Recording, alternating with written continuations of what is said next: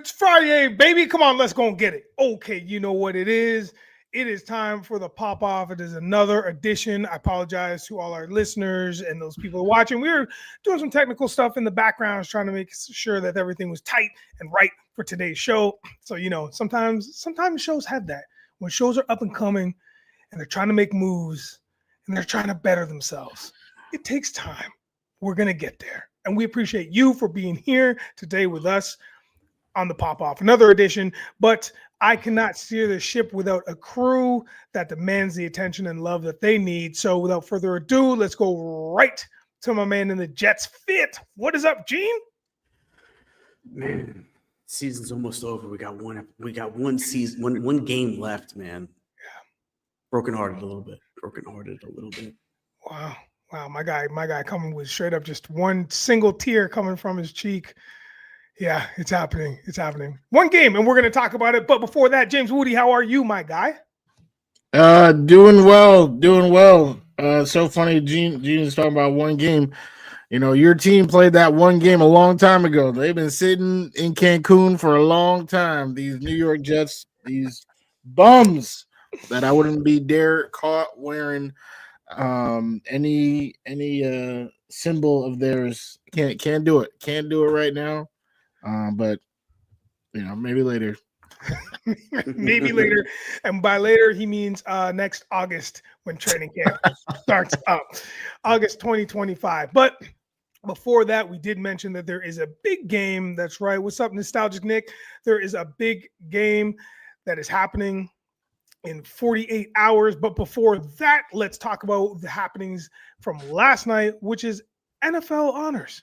Now, there's a lot of hubbub that's been going on all week. And by that, I mean the trade deadline, which started on Sunday night, or was that Monday night? I can't remember. I think it was Monday night, which was bonkers. Now, I know all your sports outlets have talked about it to death, and we definitely will touch on it. But what a crazy. And of course, I'm talking about the trade that has put Dallas on the map in all the rumored circles. I can't believe that Davis is gone. Davis is now gone. He's now a Laker. Anthony Davis is now a Dallas Maverick. Luka is now gone to the Lakers. It's hard for me to even just put that sentence together because I just can't even believe it. Wudi, what were your thoughts on that? I really couldn't believe it. I found out, Gene was Shams, and he sent me. That was the first, inkling of this, and I thought it was fake. I said, check your sources, Gene. And he was like, hey, put some respect on my name. All right, this is legit, and it sure was. I just couldn't believe it. And it didn't make sense. Immediately didn't make sense to me. I felt like, both teams got worse. So it just really didn't make sense. And, Luka Doncic, 25 years old, just was an MVP finalist, just went to the NBA finals. And so MVP finalist, NBA finals participant, dragged his team, 25 years old. That's not somebody who gets traded. That's really not. I think history was made because you've never seen it. I don't think you'll ever see it again. The reaction that the fan base has gotten. But I guess we saw it right here, right now. Gene, I got to be honest. I think short term, I think the Mavericks got better. I think in short term, the Mavericks won this trade. Long term, I think the Lakers won the trade. Luka plays zero defense, zero. He's abysmal on defense. And so they're not going to get any better there, the Lakers. But they got their star for the future. Who knows how long LeBron has. Maybe this is a move for LeBron to go back to Cleveland and do one last year in Cleveland on his way out. I don't see this being a move for this year for the Lakers. If it was, I think they would have looked for more big man help. But I do think this is for the future. As far as Am I there? There I am. This is a move for the future for the Lakers. I think this helps. I do think this helps Dallas today, like now for this season. But I think going forward, this is definitely a Laker win going forward. But again, I think Luka is a very overrated player. I like Luka, what he can do on offense, but he doesn't take good care of himself. He plays zero defense. He kind of looks like a marshmallow. He's very soft. I'm not a big Luka guy. I think he's very overrated. Yeah, no, we get that. We get that. Well, there's that. Yeah. Okay. All right. Look, I think there's been a couple comments, and keep the chatter going. Please and thank you if you are on the YouTubes or any of the social medias. Like, subscribe, share. Let people know that we're out here just dropping all kinds of knowledge and just doing our thing. And yeah, perhaps both teams got better in different ways, right? And I think you're right. I think that Gene has a point that the Dallas has gotten better immediately. Like for the right now, they got better, I think, for the right now. And the Lakers, I think 100% is a future thing. In my opinion, this is just a handing off of the baton because the Lakers always need star power. They always need it. You have to have a star in that franchise, in that city. And I think that this move, as asinine and as crazy as it seems, I think it's more of a show move. So when LeBron does call it a day, which rightfully could be any time now, theoretically could be any time within the next year or two, Luka's right there to pick up the mantle. People are still gonna buy season tickets. That's gonna be one of the hottest tickets in the town. That's the way it is. I mean, they're not gonna go to the Kings games, right? So let's move on. Great. So NFL honors, which I mentioned off the top of the show. Let's talk about that. Let's talk about your just reactions to the NFL honors ceremony. And let's okay. Gene, you say where do we want to start? Where do we want to start? Well, why don't you save that and let's go with Wudi first. Reactions to the NFL honors ceremony. Snoop Dogg did a good job hosting. I enjoyed it. I enjoyed the hosting. There's a lot. I feel like there's a little too much coverage on Belichick, who doesn't even work for the NFL anymore, and his girl. Just seen too many pictures of him. Was that his granddaughter? What the fuck was that? He might have had the hottest. He might have had the hottest piece there. He did not. Underrated. Big fan of Mrs. Goff, though. Big fan of Mrs. Goff. I mean, that's number one. Yeah. Number one, definitely Jared Goff. Shout out to him. Throwing pick sixes on the field, but definitely picking tens off the field. So shout out to him. I think it's a fun night. If you're a fan of the NFL, fan of these players, it's always great to kind of see them somewhat out of their element. So I think it's fun. As for the awards, a couple of robberies. My boy Sam Darnold, definitely deserved to, I think he should have walked back with a trophy. It is what it is. And then the MVP, people crying about it. It's crazy because when the opposite happened last year, I don't remember seeing all these tears. But there are definitely a lot of tears in the comments for the MVP race this year. But I think they chose the right guy. Shout out to Josh Allen, who I hope goes 0-2 against the New York Jets this upcoming season. Very succinct, Gene. All right, so where should we start? Let's start with the MVP ballot. All right, well, no, let's start with the comeback player of the year. If I was Hamlin, I'd say please don't nominate me anymore because there's no reason to nominate me. It's a whole. To me, the fact that he's on there again. Listen, he went through a tragedy, but it's a fraud that it's a fraud that he's on the list the second year in a row, because he had his comeback season. So let's take him out of it. I think the NFL is just trying to like exploit what had happened 2 years ago, 3 years ago, whatever it is now. Like, what are we gonna have him on every year until he actually does die? I mean, we'll see. Is that too much? It was a lot. It was a lot. All right, so now let's go to the the MVP, which is a disgrace, an absolute disgrace. I have two beefs with it, and maybe let's start with the fact that we should. Let's start here. Let's start here. Should they call it now? I think it's confirmed now. Let's just call it the MVQB award, because no matter what you do as a player on another team, you have no shot of winning it unless you're a quarterback.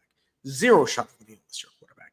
So I don't want to hear any more MVP. It's MVQB at this point. That's all it is, that award. Because if you're going to tell me that Saquon Barkley shouldn't have had a closer shot at this, he had. Let's look at running backs. I've been watching the league long enough. Let's look at running backs. He might have had a top 10 season of any running back at anyone at his position, right? Over 2,000 yards. Some of the plays he made was absolutely insane. At times carried that team, which is what an MVP is, right? How is he not considered for the MVP? Other than the fact that we just give it to quarterbacks now. We just give it to quarterbacks. So at this point, I'm kind of done with the MVP award. It's a fake award, just to make it the quarterback award and be done with it, because he should have been considered more for it. Again, it's got to be a top 10 season that he had at his position. Did Josh Allen have a top 10 season as a quarterback? He didn't even have the best quarterback season this year, and that brings me to my other point. I'm no Lamar fan, no Lamar Jackson fan at all, and we also know I'm not a Josh Allen fan. But I'm no Lamar fan as well. But apples to apples, Lamar beat him in every statistical category that you could have. And if you want, I know it doesn't count the postseason, but even if some people say, "Oh, well, what about the postseason?" He went further than Josh Allen did in the postseason. So, in what way did Josh Allen deserve this year, or are you talking about last year? I'm talking about this year. Lamar Jackson went further than Josh Allen. Oh, you're right. My bad. It doesn't matter. It's not a postseason award anyway. My bad.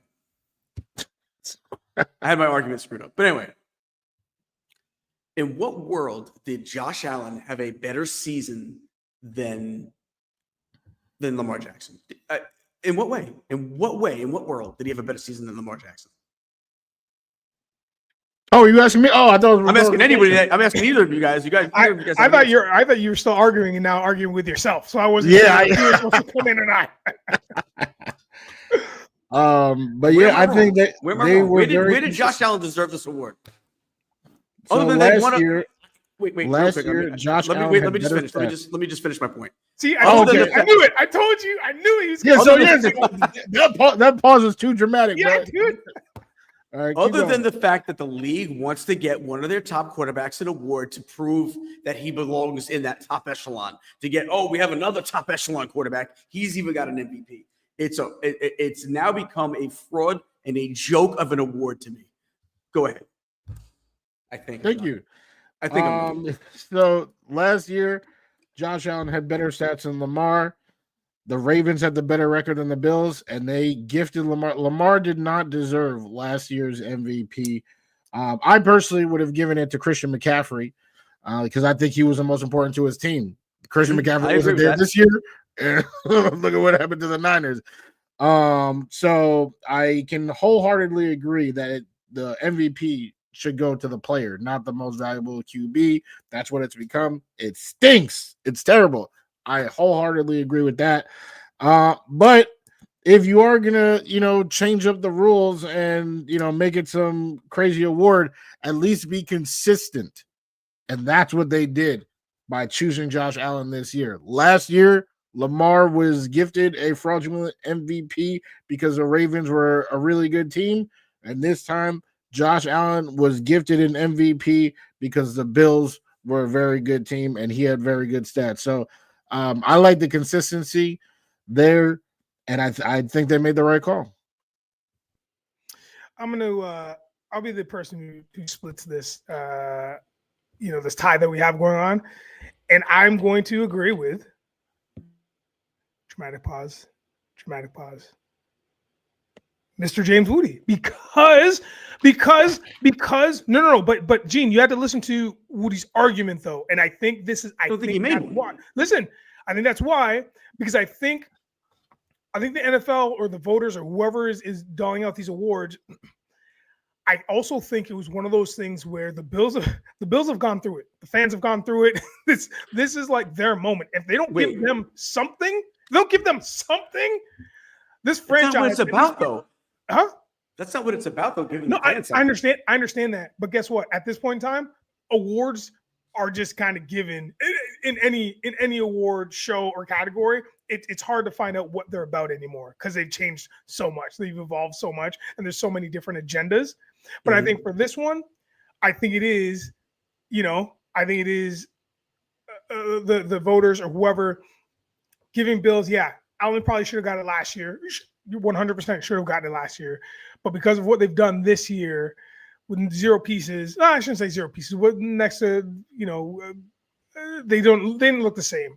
But now it's like, yeah, man, we got to give Josh Allen this MVP because of the hype machine. To your point, Gene, that's the thing. I agree. I think it is a hype machine.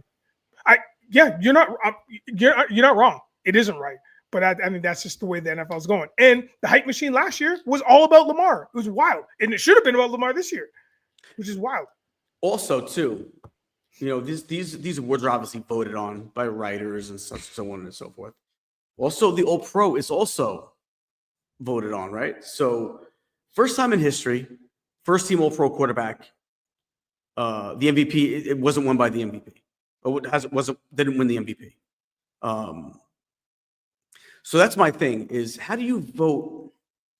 How are you a credible voter and you vote a quarterback to be first team All-Pro, but then you vote for somebody else to be MVP?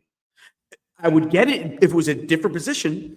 That would make sense. Oh, you know what? We just thought Saquon had a better season, so he gets, it's a different position. But you take the quarterback, the two quarterbacks. You say, oh, I'm going to vote for this guy for first team All-Pro, but you vote the other guy to be MVP. Something sounds screwy. I don't trust it. I don't believe it now. And if you're a voter that voted both with the different votes, you're a disgrace of a voter, and you should not have a vote. I don't care who it is. Even if it's Mike Francesa, he doesn't deserve a vote anymore. Mad Dog Russo, I love you. Don't deserve a vote anymore. I don't know who votes on these things. But whoever voted on it, and they gave one guy the All-Pro and the other guy the MVP, you're a disgrace. You should give up your vote and give it to someone like me, because obviously Wudi doesn't understand how this works either. It is Wudi. Friday, I love you, but I just had to say it. It is Friday, and things have gotten spicy here on the pop-off. Yes, me. And that's exactly what this is. We are living up to our name. Okay. Well, very well said. Appreciate both of your comments. Appreciate it. Okay, so let's move on to this. Eli Manning. Now, he got snubbed, question mark, out of the Hall of Fame, from the Hall of Fame. What are we thinking there? Because we know that the class is now Jared Allen, defensive end, Eric Allen, cornerback, Antonio Gates, tight end, and Sterling Sharp, wide receiver. Those are four arguably fantastic candidates. Mm-hmm. Eli Manning, though, what are we thinking? Anybody can take it. Wudi? I will first just acknowledge the onions that suddenly were chopped when I was watching the Shannon Sharp, Sterling Sharp announcement. Shannon telling his big brother, Sterling Sharp, that he was going to be in the Hall of Fame. It was a beautiful moment. I'm sure that Peyton would have loved to deliver a similar message to Eli. Eli, man, his career is so interesting. I ultimately think they did the right thing. I think it protects the integrity of the Hall to not have Eli Manning be a first ballot Hall of Famer. I don't know if he's had a Hall of Fame career. What he had was a bunch, like a large amount of average years, sometimes below average, and two of the greatest postseason runs we've ever seen. It's like kind of crazy. It's but on those, are we going to really get him into the Hall for 6 games? Maybe eventually, maybe down the line. That's something that they decide. But Jets, I mean not Jets, Giants legend, of course. Giants Hall of Famer, yeah, probably the second best Giant behind Lawrence Taylor of all time. Yes, any Giants fan who watched those postseason runs will forever live with those memories. But for what the NFL Hall of Fame stands for, a career of excellence, consistency. When you talk about current Hall of Famers that play today, Mike Evans is a lock. Why? Because consistently every year the man gets 1,000 yards. Eli Manning is probably the most inconsistent quarterback we've ever seen. But he did have those 2 magical postseason runs. He is, a great guy. Right? I would love to, see him happy, but I think the Hall did the right thing and they protected the integrity of the Hall. I don't think Gene could say the same type of, fraud, use all that type of terminology about this that he can say about the MVP, because I think they protected its own integrity. Yeah, I agree. So my thing is this I think he will. All right, so let me start here. I think he will get in eventually. I think he's someone that will get in at one point. If it was me voting, he would never get in. And I don't mean this in a mean way, in a bad way. I look at it this way. I feel like what makes somebody, I feel like the way that the Hall of Fame voting in all sports really goes is a little bit weird. What makes somebody, well, he's a Hall of Famer in his first year of eligibility compared to his 10th year. I think you vote. If they don't get in that first year, they shouldn't get in at all. I mean, maybe we got to change up how many people get in. But my thing is, you can't change the fact that, I thought he's not a first-time ballot guy. Well, no, either he's a Hall of Famer or he's not.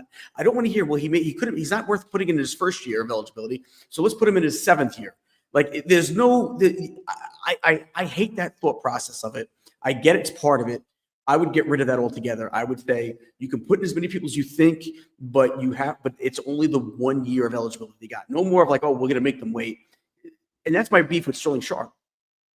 Is Sterling Sharp a Hall of Fame wide receiver? It took him 15 years or whatever it is to get in. So is he really a Hall of Fame wide receiver? I don't know why he got in. So my thing is this, it should be 1 year and then you're off the ballot. Because if you're not worthy of it that year, then you're not worthy of it any of the other years. What they're going to? It's almost like they wait for a small class where we say, well, we got to put some people in. So we'll, who can we put in? Who had, from 5 years ago had decent enough stats that we could put in? It's a joke to me when they do stuff like that. I love Sterling Sharp. I loved him on ESPN when he was on ESPN all those years with Chris Berman. He had a tremendous few seasons as a receiver with the Green Bay Packers. But I feel like in order to be a true Hall of Famer, you have to be a top 5 guy at your position for multiple years of your career. At least half of your career has got to be a top 5 guy at your position. And that's something with Eli. Eli has never really been that guy. But granted, he's had some fantastic historical moments, right? The catch 42, the pass down the sideline to Manningham, on Super Bowl runs like we just spoke about, beating the undefeated Patriots in the Super Bowl. To me, he's just misses the mark because he's never had enough seasons where he was a top 5 quarterback in the league. I really feel like you need to be one of those guys that you have to be an elite player for at least half your career to basically be a Hall of Famer. And he's just never had that. Although he's had some great moments. And that's my take on pretty much on the Hall of Fame as a whole. If I had a vote, my thing would be is I'm only voting for you. If I think you should be in, I'm voting. But for whatever reason, I'm not looking at like, well, he really shouldn't get it first time. He should wait. There should be no waiting. If he's a Hall of Famer the day he starts, or if he's a Hall of Famer in year 7, he's a Hall of Famer year 1, and that's where the vote should really count. I think there's no reason to have it go past that. So I wouldn't put him in. Wudi's right. They got it right. They protected the integrity of the Hall. I'll give you another one. Why is Joe Namath? I don't even know if Joe Namath should be in the Hall of Fame. He's a quarterback that's thrown more interceptions than touchdowns in his career. I guess no, he probably deserves it. He was an elite quarterback at one point, enough seasons in his career. But there's just seeing that mark, it is a rough one. But that was actually blasphemous what you just said. I just want to it get was. that out. I heard it burnt my lips as it came out of my mouth. That was one of those crazy things. It burnt my. Listen, I know it burnt with that jersey on. You dare utter those? That Nick Mango deserves to be in the hall. Gene, too spicy today. You're popping off too much. You're overcompensating for the pop today. You're overcompensating. Sorry, guys. No, don't apologize. Keep with it. Eli out. I'm gonna get a T-shirt made up to say "Keep Eli out," and then on the back it say "Protect the integrity." Again, I said it before. We need to open up a merch shop because that would fly off the shelves for sure. And I love Eli Manning. He's great in those Corona commercials or whatever that he does. Honestly, every commercial, he's not as good as Peyton, but he's good. Yeah. Ooh, yeah. Peyton's better on these. It sucks to say because that's what they say about him in football. Yeah. Now we're gonna say that about him in commercials. Like, come on, man. Nah, Eli, come on. I like your commercials. As a matter of fact, I will say that I like his commercials better than Peyton Manning. Debating Manning. Those annoy me. You're lying. Get out of here, Wudi. Get out of here. Now you whatever Gene's been putting in the circuitry, now you picked it up through your microphone. Now you're talking. I'm the only sane one here on the pop off. It is a Friday afternoon. Things have gotten spicy already. We've talked a little bit of NFL. We will continue because we got a big game coming up in the next 48 hours. And then we're going to jump on board with some NBA chatter. But right now, like I said, you have two teams going toe to toe for all of the marbles. I believe it's the 15-2 Kansas City Chiefs versus the 14-3 Philadelphia Eagles. And they're playing that game in New Orleans. If you haven't been, you should go. The food's amazing. But let's talk about this. What are our predictions? Let's give a quick summation of how we feel about how these two teams are going to go toe to toe, head to head, coach to coach, mano a mano. And then give a score prediction. Let's start with you, Gene, and then we'll go Wudi, and then we'll go me. Sorry, Gene. Sorry, before you start. Also, if you have predictions out there in the chat, out there on the YouTube's, X/Twitter, whatever social platform you're on, make sure you throw it up because we're interested to talk about and hear about your thoughts as well. Gene, continue. Yeah. Is the spread still 1.5? Is that still the spread? Don't know. Yeah, we don't know. We don't. I gotta see the spread. Hold on. Talk amongst yourselves. Yeah. What spread Chiefs -1? What does that mean? Well, you know how the spread works, right? I don't. I'm not a betting guy. Yeah, that's what. How would that be your response to that? I don't bet. Well, I can go while you're going on the. Go ahead. Okay. The Eagles, I believe that the Eagles are the better team, actually. Better defense. Jalen Carter is going to find his way into the backfield. Offensive line, like I think they're a better team. Obviously, Jalen Hurts isn't that great of a thrower, but overall they're a better team. But the power of Kansas City, whether we want to say it's the refs, it's Taylor Swift, it's Goodell, it's Andy Reid, it's Mahomes, it's Kelsey, I don't know what it is. It definitely doesn't seem tangible. It seems like some sort of mythical something. I gotta go with the Chiefs. I just think they always, and sometimes it is just a flag on the field. However, they get that dub. So give me for a final score 31-28 Kansas City Chiefs. Okay. Gene, you back with us? Yeah, I'm good. So it's a 1-point spread. It's actually going down a little bit. I think they're begging us to take the Chiefs. Almost like a pick'em game, right? Here's the thing. Chiefs, like you said, they've gotten a ton of help from whether it be the refs, the mystique of what is it, of Chiefs Kingdom or whatever they call it, right? But the Eagles were better, I feel, at every phase of the game, to be honest with you. I see this being kind of what Wudi said. I know, and I said last time against the Bills that they would score. That would be the first time they scored 30 points all season. They'd win the game. I have a feeling that they're going to get held into the teens this game. I could see the Eagles winning this one. I'm not saying it's going to be a blowout. I'm not saying that, but one of those games where the Eagles pull away at the end and make it kind of look that way. So I actually have it I have a 31-17 game. I think the Eagles win it outright. Again, not like a 2-touchdown game where it looks. I think they added a touchdown on late, just because I just feel like that's the score. But I feel like they're going to be able to put up some points against this team. Plus, who's been able to stop Saquon Barkley? Chris Jones, for as good as he is, I don't think can do it. What are you looking around? I was trying to see who can stop him because it's not me. I on one today. On one. What are you I just don't think anybody can stop him. I don't think it starts now. I think this amazing story of what Saquon has done in Philly continues, and they're hoisting up a Super Bowl trophy. I'll even give you my MVP of the Super Bowl. I do think it's going to be Saquon Barkley's MVP of the Super Bowl. I think he's going to go over 100 rushing. I think he's going to have about 75 receiving. I think he's going to have one of these games that's going to be an all-time Super Bowl performance. I think that's how he's going to cap off this season. And here's why they need to win it by 14 points.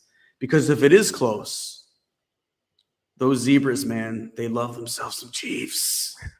They love the Chiefs. And if it is close, Chiefs got the advantage. So I do think that the Eagles will pull away. I have a 31-17 game. I do believe they'll keep the Chiefs down in the teens. Wow. All right. I'm just gonna go for it. Out the gate, I think we're gonna watch NFL history. I think the Chiefs are gonna win.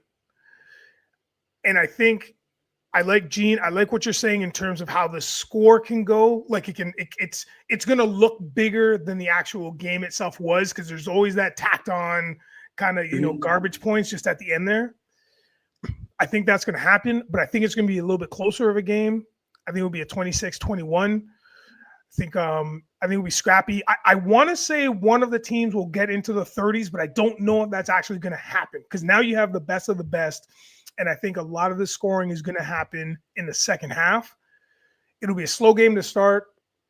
It'll start, but it'll be a slower game to start. And I think it'll just really pick up in the second half. So I'm going to say Chiefs 26-21 over the Eagles. I think Saquon will still get MVP. I don't know. I just think it's going to be a night. I love the storylines for both teams this year. I think this is fantastic. So I hope we only just get a fantastic game. Either way, it's going to be sick, regardless. So that's where I'm at. Chiefs 26-21. We'll see how it goes. I do want to say I predicted that the Chiefs would make the Super Bowl this year, but I predicted they were going to be playing the Lions. Hey, nothing wrong with that. Okay. Yeah, thank you. Listen, I had the Jets, so. Yeah, me too. Me too. I only had the. Neither of the two teams that I predicted even made the playoffs. I had the Jets and the Niners. Fair. I think I had the Jets and the Vikings. You did. Yeah. In fact, I did have the Jets and the Vikings, and I had the Vikings. Amazing.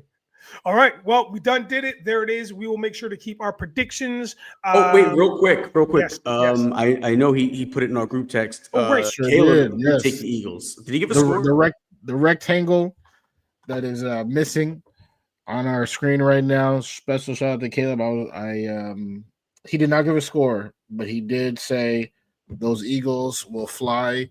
Eagles fly all over New Orleans and whoop some Kansas City candy ass.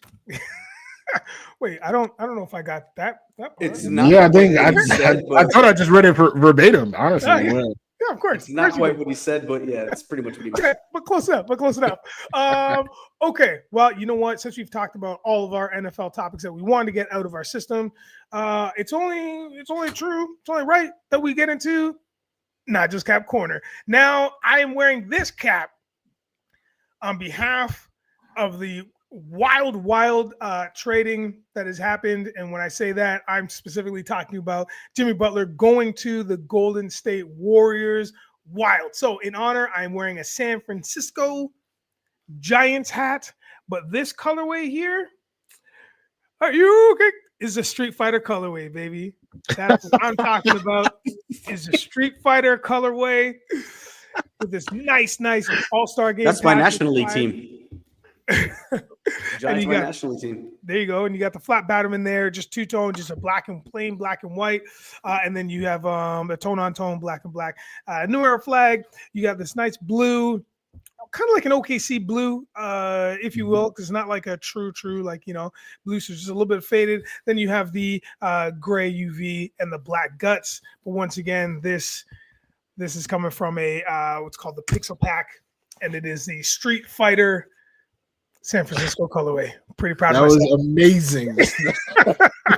pretty proud of myself for this one. Okay, now let's move on. Since we are going to jump into the NBA, let's talk about the winners and losers, or just the team that won the trade deadline. We'll talk about both. Who do we think won, or who do we think lost the trade deadline? Let's start with you, Wudi. Then we'll go. Gene.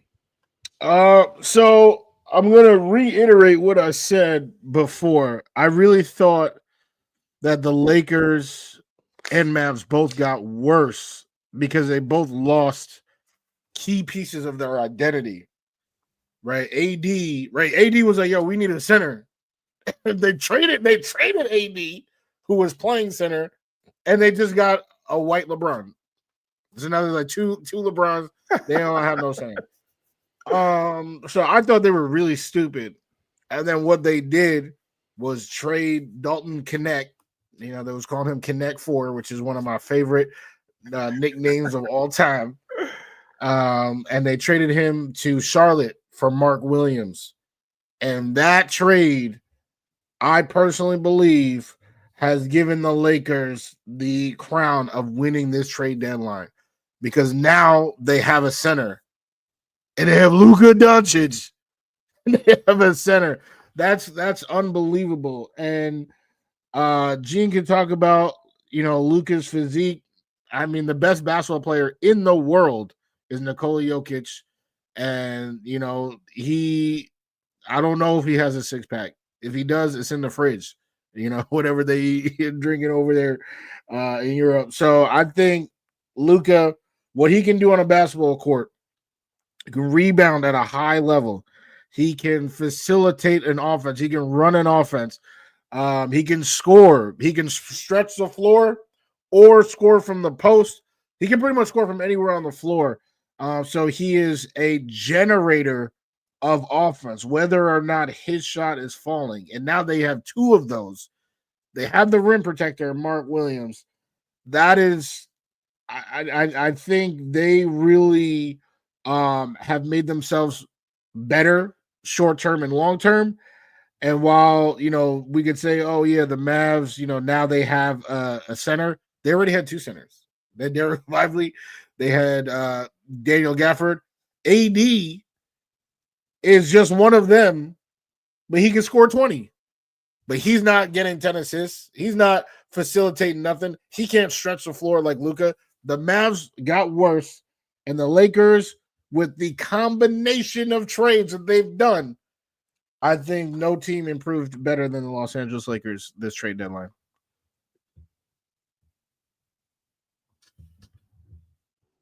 Gene? You're out of your mind. I wish I didn't interrupt your dramatic pause. I'm so sorry. I should have known. I agree. Lakers had a tremendous trading deadline, right? Because you said they got good short term, they got good long term. I don't know if I love the Mark Williams trade, so that's what makes them good short term. Having a star in the building is what makes it good long term. But Dallas did get better, bro. They don't need. They got Kyrie Irving to facilitate. You can tell me he can't facilitate? You need two. Like, you need multiple people. Like, when Kyrie goes to the bench, they are trash. Like, they were running sets where, like, Luka would be out. Okay, Kyrie. Kyrie's out. Okay, Luka. They'll be fine. You tell me how good that offense is going to look with Kyrie, him, and the Splash Brother over there. Come on, we know Clay got 1 foot. Hey, Clay is my favorite player in the league. I know that, and you're disrespecting his name right now. No, I didn't. 1 foot in what? You about to say 1 foot in the grave? You about to say 1 foot in the grave? No. Oh, he's 1 foot. He's dead now, Wudi. He's dead in the grave. He's still a young man. But he on the boat right now. What do they say? Captain Clay, right on the boat. He's not the same Clay that we have grown to know and love. He doesn't need to be though. Now you got a good point guard. You got a good guy on the outside. You got a good guy on the inside. I think this makes them better long term, short term. You're right. It's not a long term thing. And here's also what's going to be important. What's the health going to be like for AD? But here's also on the Lakers side. What's the health going to be like for Luka's been fine. I know this season, but other than that, he's been fine. You know what? He's got to work on his conditioning. He's got to get in the gym. Are you really believing these reports talking about 270 pounds? He's been amazing. Like his whole career he's not Zion. He's been amazing. His whole career. I'm not saying he's been really, really good. You're right. But that's always until when. These pauses, I can't But that's until the shoe drops, right? So I always feel like that's one of the things that held Carmelo back. I always felt like if Carmelo was in better shape, how much better could he have been of a ball player? If he got to shape like LeBron, he'd probably still be in the league. He'd definitely be higher ranked than he already is. And he's already highly ranked. Don't get me wrong. One of the best offensive talents we've ever seen on the court. Could you imagine if he stayed in a gym and got himself chiseled and got himself in great shape, but instead he was Carmelo, Marshmello. That should be his nickname, Marsh. But I think excuse me. I think with Carmelo though, I think part of that is that he had like that like Ben Simmons factor. Like he wasn't hungry. He had it in college, got to the NBA, and I think he was his stomach. That could be it. I think Gene's point is that he was too hungry. That he was eating too much. Marshmallow. Or did he just go caramel? Because those are pretty soft. Those are chocolates. I think we're going to go with Carl Marshmallow. And I love him. He's one of my favorite players. I love him. I'm just saying, can you imagine if he had a better work ethic? I agree on the Melo point. And I feel like that's what's Luka's thing. He's a fantastic player, but can you imagine how much better he could be? But Melo is a pure scorer. So he doesn't play a lick of defense. At least once LeBron plays defense. What? LeBron at least plays defense. Luka plays not a lick of defense. Yeah, I think that's over exaggerated. But I'm saying in terms of Melo, like Carmel, whatever nickname you have, because you went through. I'm gonna go for Marsh. Okay. Right, like he's a scorer. He was a scorer, nothing else. So once he couldn't score anymore, he had almost no value on an NBA floor. That is not at all the case with Luka Doncic. Luka can do. He is like I just said, a generator of offense. If he wants to shoot, he can. If he wants to drive, he can. If he wants to be in the post, he can. If he wants to just pass and get 20 assists a game, he can. He is extremely valuable at 300 pounds, 400 pounds. He is still pretty much able to do whatever he's doing. So let me ask you, is Nikola Jokic, where does he rank in terms of basketball players on this planet for Genefitzmagic? I get it, but he's built differently, man. He's built differently. How's he built? What do you mean? He's just built differently, man. The way his game is, it's just a different type of game. Let me tell you something. Luka Doncic, that fat bastard, better get himself in shape or he's gonna get himself hurt. Okay, first of all, he will. Look where he's going though. It's like I don't even understand why this is a conversation in all major outlets. Look where he's going. He's going to LA for one, right?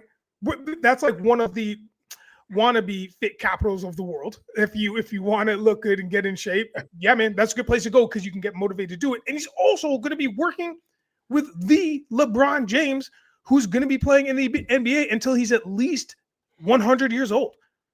And it's possible. So all I'm saying is that he'll take him under his wing. This is why I agree with Wudi in respects. But the Lakers won because he'll take him under his wing and be like, hey, man, this is what we have to do. We have to do. If you want to succeed here, we need to do this. And Luka will do that thing. You seen him on the bench sitting beside Bronny. I mean, this guy, they're like thick as thieves now. It's only a matter of time, right? Till Luka gets his act together and his game changes one way or the other. But we know it's not going south. There's no possible way. The guy plays too hard. He plays too clean. It will go up from Listen, here. offensively, the guy is tremendous. He's a fantastic ball player offensively, but he doesn't do anything on the defensive side of the game, and he's got to keep himself healthy. He's got to keep himself in shape. 100%. And there's somebody in the chat who just mentioned or had mentioned earlier. They'll surround him with defenders. You know what I mean? They'll put when he's on the court, they'll make sure there's other players that can compensate for the defense that he doesn't play. Yes, nostalgic Nick. You know what I mean? And I think that's probably a smart move. We'll see how it goes though. I completely agree. Yep. And let's so you know what, maybe I'll mention my winners who I do think the Lakers are a winner, but I also think the Spurs are a winner. I mean, adding De'Aaron Fox is huge for them. They're positioning themselves very well to make a good run in not only the division but in the league. Mm-hmm. Wemby's just getting better. He's just getting better. And he's still going to be a phenomenon, hopefully for years to come. So I think, they surround him with some great players. I mean, they could win a couple championships down the road. Who knows? Definitely. Let's talk about some losers. Gene, we'll start with you, and then we'll go. Oh, Wudi, yeah, go ahead. Well, no, I just wanted to comment on the Wemby thing. I think that's almost even understated, right? Like, I know you said, it's huge, but let me say it's huge. It's huge. Let me throw an exclamation point on there for real, because now the Spurs are like reloading. De'Aaron Fox is a top 10 point guard in the league. That's exactly what Wemby needs to go to the next level, and they still got the mind of Chris Paul in there. Steph Castle. I mean, they have pieces. If we were doing like players, that was actually the player that I had was Wemby won the trade deadline by having now such a great teammate. Where now, hopefully, he doesn't feel like he has to do too much because, a little bit, sometimes he's out here jacking up, 15 threes, feeling like he has to do too much. With De'Aaron Fox there, scoring a smooth 23 points per game, hopefully, that pressure, he feels like that pressure is off of him. Going to losers, Gene, you can start us off. It's got to be the Knicks, man. They need to add a big man. What? they stood. What, you don't think so? They stood pat. The Knicks lost the trade deadline. Who did they add?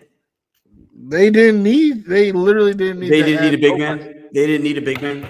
Is Mitchell Robinson dead? Is he dead? I don't know. I would love to see him play a couple of games in a row before before he calls into the season again. I mean, the guy is always hurt. We're going to depend on this guy. We traded. Listen, was Jericho Simmons great? Jericho Simmons was not great. I get it. But we needed a spot where we needed a little bit more depth because we can't trust Mitchell Robinson to stay healthy. And we added nobody. In fact, we traded one of them away. So far, they've done a great job with the transactions they made on this team. So I can't complain. But it does scare me as someone that's watched Mitchell Robinson since day one and seen all the promise that we have with him, but see him get hurt every single season. I mean, it's like I can script it out every year and know exactly how it's going to go down. It's the worst kept secret in NBA history that this guy is going to play a few games and then get hurt and miss a ton, and then he's going to play a few games, get hurt and miss a ton, play a few games and then get hurt and then miss the season. So I can't. They must know something more than we know to say, you know what, we don't got to make a move. We got Mitchell Robinson come back. I get it. If he's healthy, he's a fantastic addition to the team. 100%. 100%. But how can you automatically just say he's done nothing to garner the trust? Let's put it that way, right? He's nothing to garner the trust that he'll be healthy for the rest of the season. And we don't even know when exactly he's going to come back. We don't even have a date yet. So why should I have sat back and done nothing? They should have added somebody. And then you figure it out later. mean, if he does come back and he is healthy, then you figure the playing time out later. But the fact that they did nothing and ship one of the other big men out without bringing a big man back, that's a problem. That's a problem. And you've seen Cat. I don't want to exhaust Cat.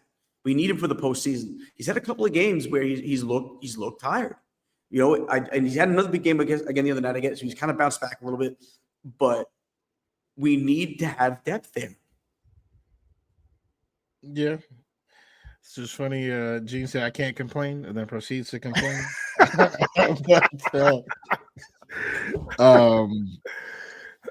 Yeah, I'm gonna go with a team because, hey, at the end of the day, the Knicks are still very much contenders to win the NBA Finals. That's what I believe, and I think the players around the league believe that as well. This team that I'm going to mention, no one believes that. Not one person, not even members of the organization. I'm going to talk about the Golden State Warriors. They are done. They are done. And you thought that maybe the mystique of the name of the dynasty, can we get someone to play next to Steph? KD was like, "Nah, I'm good."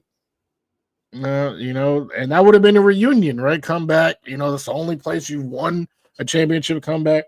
You just said nope, not at all. So instead, they have to give up picks. They have to give up players for a 35-year-old tumor. That's crazy to me.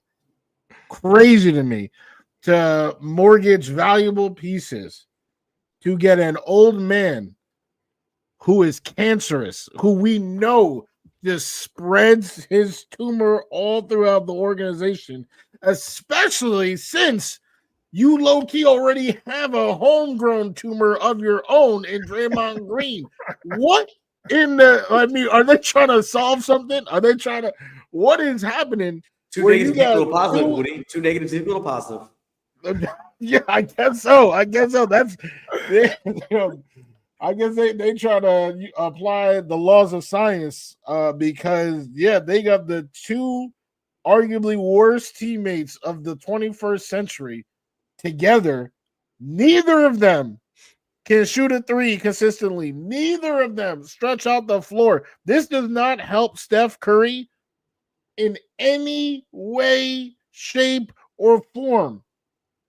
It is devastating for his legacy because now, he kind of, and he was so great, right?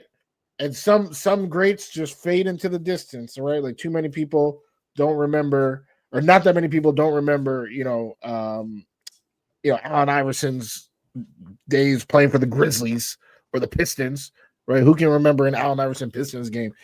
I feel like that's the way that Steph Curry's legacy is headed because the Warriors have really, really tarnished it. I understand you built a homegrown base, right? And that Steph, Clay, Draymond, right? They were so loyal to it, which is so unique because most GMs blow it up to keep reloading talent.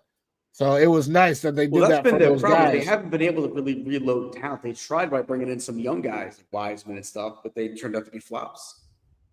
Wiseman, a huge flop. And they tried, like they were successfully replacing Harrison Barnes, right? Wiggins, they had some people, but like you said, they never really, were able to replace the foundation. And now there is no foundation. It's cracked.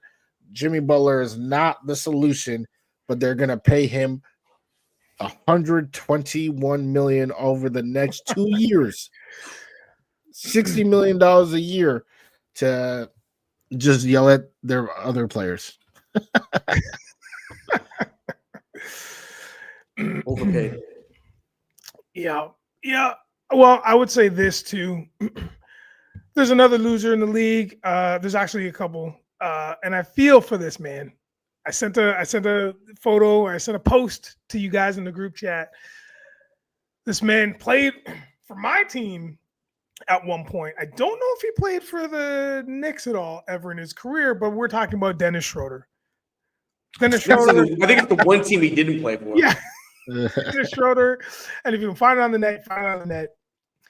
Dennis Schroeder, it says Dennis Schroeder has officially completed the NBA Rainbow Challenge, and it has images of him in all of his jerseys that goes from the Raptors red, OKC orange, LA gold, Boston green, Pelicans blue, and I can't remember who the Roy G. Biv.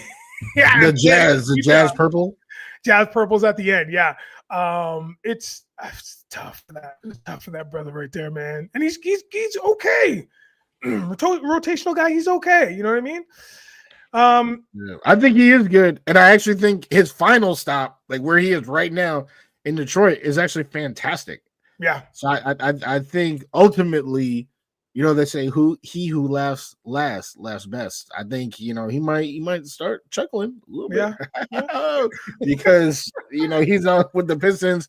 They're about to be a playoff team, and he can help them actually win games because they're kind of missing let me not say missing, because Cade Cunningham is a fantastic facilitator. Mm-hmm. But when Cade goes out, they got nobody. So I think he is going to find a role, a consistent role on a playoff team very soon.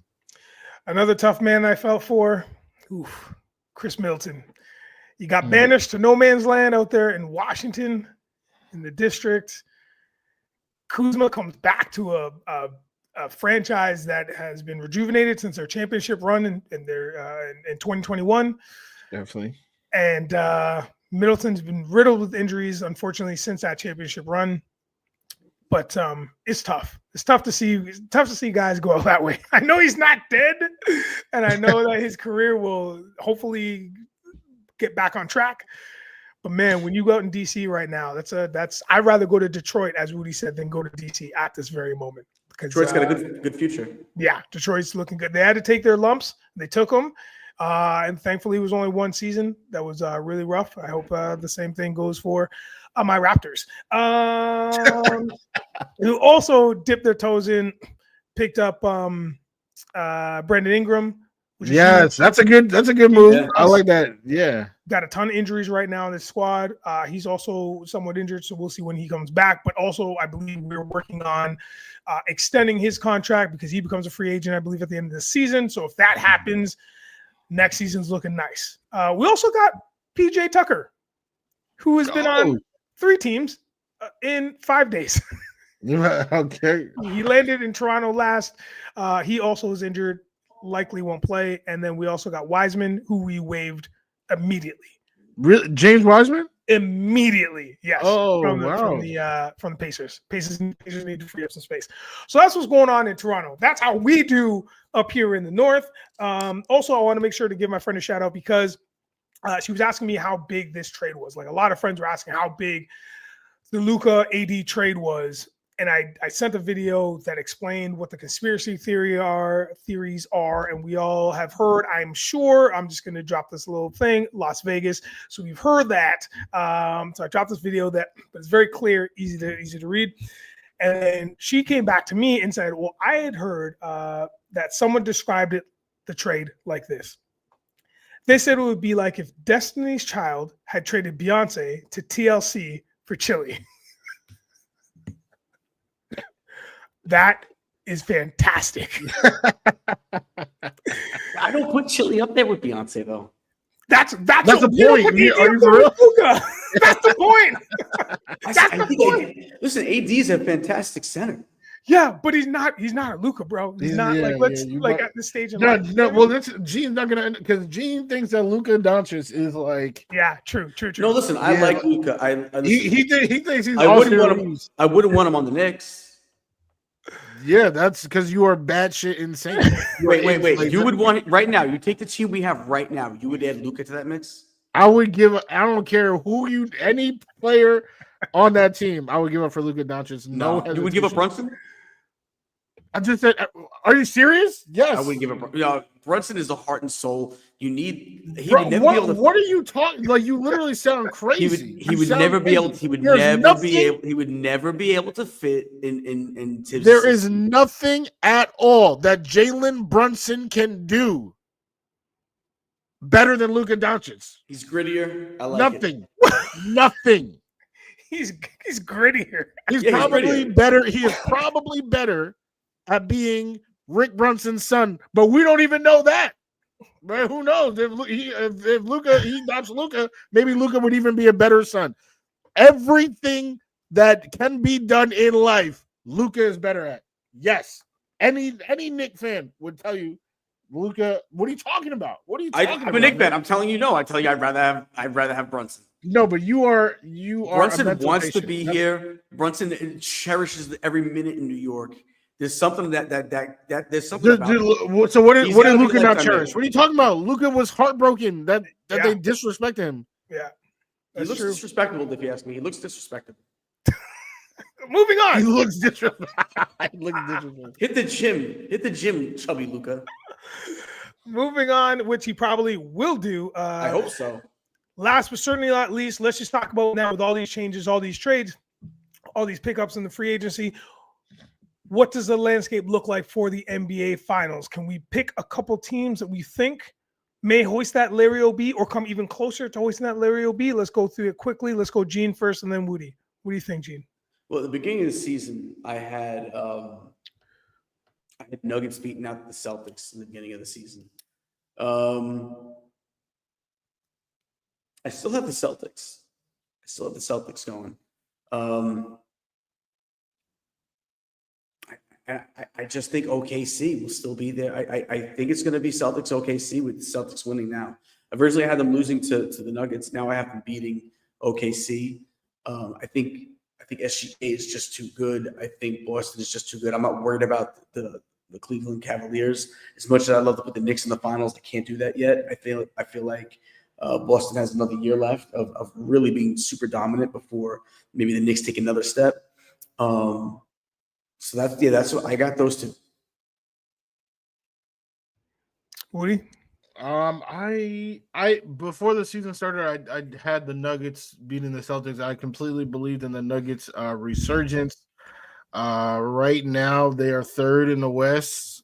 I do think, like I said, I think the Lakers won. Like I think the Lakers are gonna be really, really, really hard to beat in May. They're gonna have some chemistry. Mark Williams gonna know what's good, right? Their starting five is super lethal, and then the power of LeBron and Luka. Those are two players that any given night can go for 40, 20, and 20. like if they really, really, really, really, really need to, they can do that.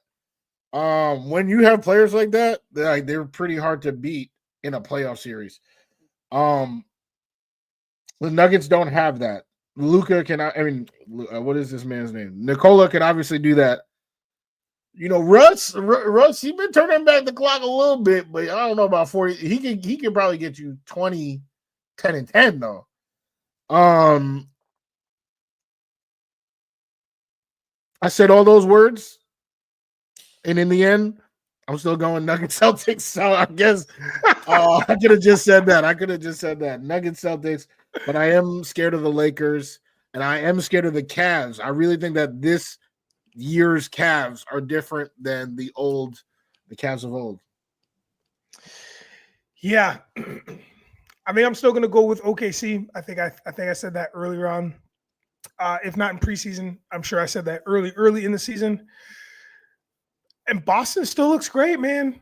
Boston still looks great. I think it's going to be a wicked matchup when when push comes to shove and playoffs happen. And Boston may meet Cleveland. Right now, they would have to go deep into the playoffs to make that happen. But I think it's Boston, OKC, and shockingly, look at Memphis is no slouch. They're 35-16, and they're second in the West too, which is kind of crazy to think of. Can they maintain? I don't know.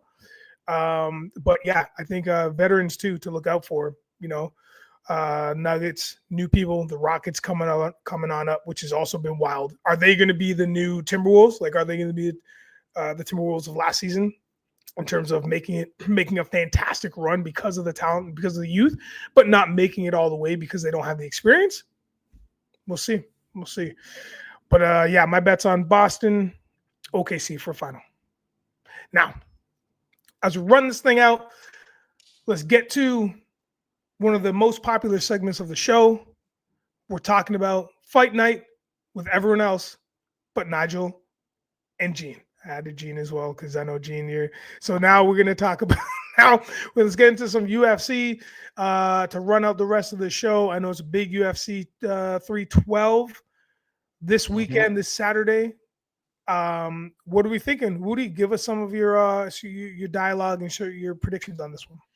Yeah, absolutely. I believe, card wise, it's not even really that exciting. This is one where I'm not going to even turn on the main card until like 11 p.m. I can, those other fights, can do their thing, but there are 2 title fights.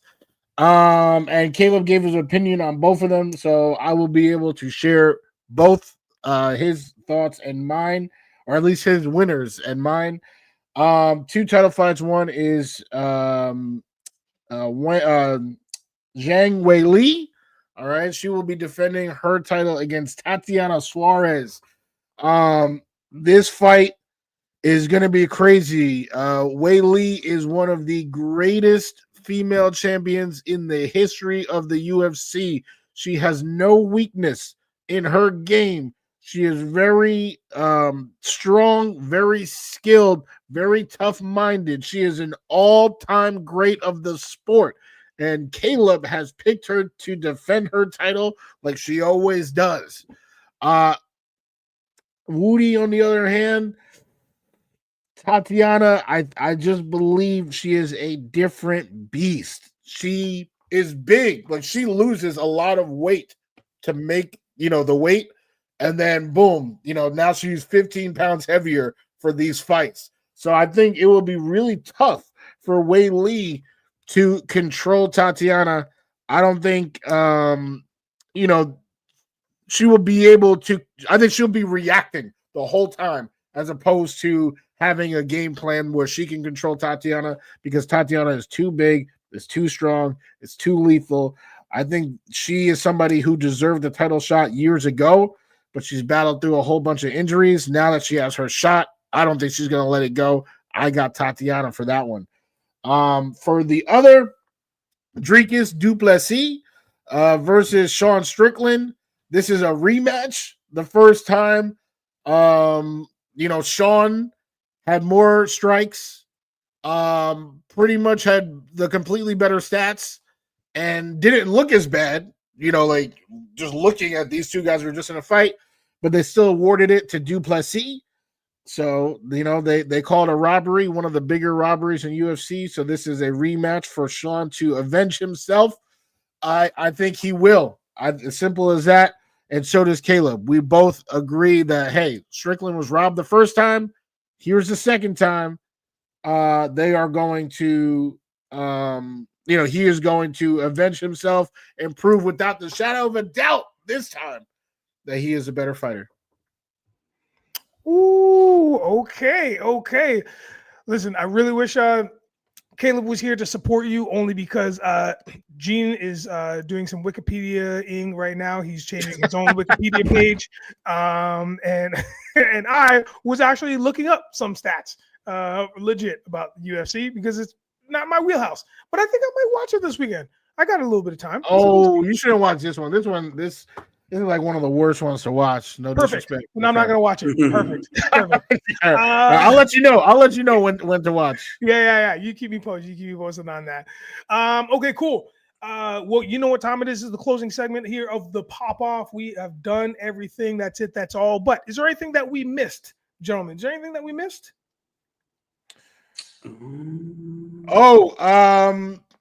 My grandpa. He is a Mets fan, and his favorite player on the Mets is Pete Alonso. He is coming back. He has been re-signed. Johnny Boy said it. I'm gonna have to put up the huge pause on this statement, though. I've definitely never called him those 3 words right there. I can't even repeat those words, but cool. But yeah, Pete Alonso, welcome back to Queens. We are so excited, and hopefully I can go to a game with my grandpa this year. Check out the Mets in person. See Juan Soto. Do our thing. Yeah, maybe you'll get to see a couple errors in right field. That's what What does Soto do? Homers and errors. That's all he does. Why, Gene? What's wrong, man? Do you want to talk about it? I mean, listen, Soto's just a punk. No, it's just in general. You punk that you didn't want, right? Yankees, I didn't want him. No. Yeah, of course not. Yeah, nah. I mean, maybe if he maybe like 20 million a year, but nah, whatever it was he made, it's ridiculous. Gene, was there anything from you? Anything that we might have missed? Who's over the Luka being fat? Yeah, I think I got it all. There you go. Okay, yeah, I'm good as well. I can't wait for the Super Bowl, which is happening this weekend. So make sure you tune in. I mean, the game is at what, 8:00, I believe. I think it's earlier. Like the Super Bowl is usually 6:30. Yeah. Oh my goodness. 6:30. It's going to be an amazing day. So make sure you tune in. That halftime show is probably going to be wild. That's an understatement, I am sure.